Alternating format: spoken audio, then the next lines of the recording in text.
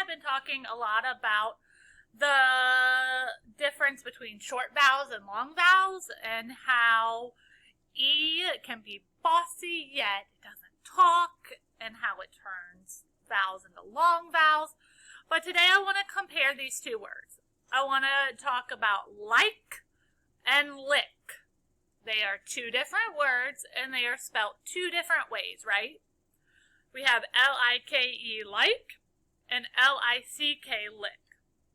What I want to remember is that C-K only goes with short vowels, okay?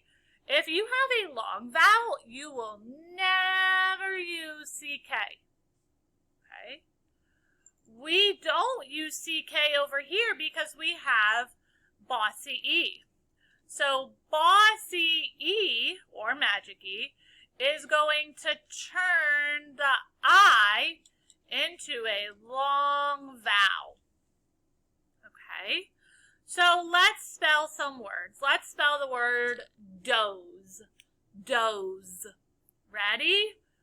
D-o's. Good. Tap it again. D-o's. I hear D-o's. But I know that's not right because I must add the magic or bossy E to make that O say its name. Okay?